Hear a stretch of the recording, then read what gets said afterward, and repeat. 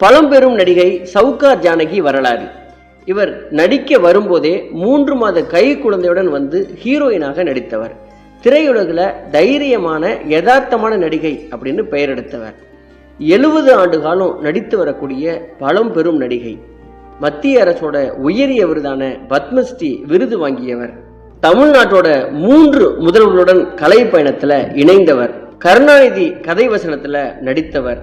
என்டிஆரின் முதல் கதாநாயகி அப்படின்னு நிறைய பெருமைக்கு சொந்தக்காரர் பழம்பெரும் நடிகை சவுகார் ஜானகி அவர்கள். இந்த சவுகார் ஜானகி அவர்கள் சினிமாவுக்கு வந்தது எப்படி, வந்ததிலிருந்து வரலாறு, இவர் ஏறி இறங்கிய எல்லா புகழ் வெளிச்சங்கள், இவர் வாழ்க்கையில அத்தனை உயரங்களையும் பார்த்தவர். அவருடைய எல்லா சினிமா பயணங்களையும் எல்லா அனுபவங்களையும் இந்த வீடியோல நம்ம பார்க்கலாம்.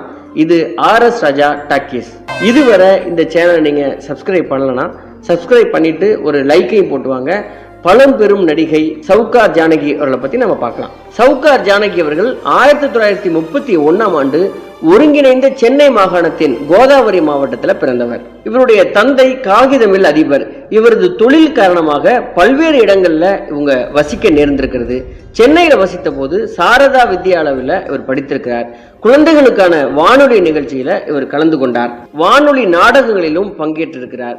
வானொலி நாடகத்தை கேட்ட சினிமா தயாரிப்பாளர் PN ரெட்டி அவர்கள் குணசுந்தரி கதா அப்படிங்கிற தெலுங்கு படத்துல நடிப்பதற்கு அழைத்திருக்கிறார்.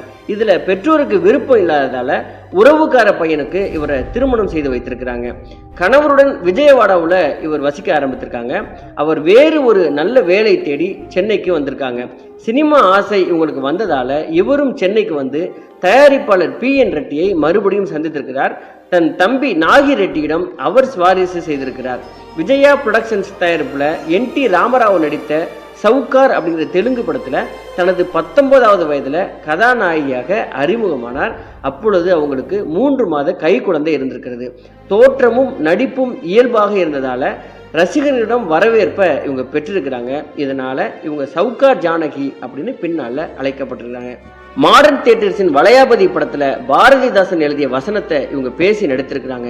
தொடர்ந்து ஜெமினி, AVM என முன்னணி நிறுவனங்களின் படங்கள்ல வாய்ப்புகள் குவிந்திருக்கிறது. அற்புதமான நடிப்பாற்றல், அபாரமான வசனம் பேசும் திறன் கொண்ட இவர் பாக்கியலட்சுமி, படிக்காத மேதை, பாலும் பழமும் அப்படின்னு பீம்சிங்கின் பல வெற்றி படங்கள்ல நடித்திருக்கிறார். பார் மகளே பார், புதிய பறவை, நீர்க்குமிழி, பாமா விஜயம், எதிர்நீச்சல், இரு கோடுகள், தில்லுமுள்ளு உள்ளிட்ட திரைப்படங்கள் இவருக்கு பெயர் வாங்கி கொடுத்தன. இந்த படங்கள்லாம் எந்த காலத்திலும் அழியாதவை. சோக காட்சியில நடிக்கும் வாய்ப்பே அதிகமாக கிடைத்தாலும் காதல், வீரம், பாசம், கோபம், நகைச்சுவை என அனைத்து பாவ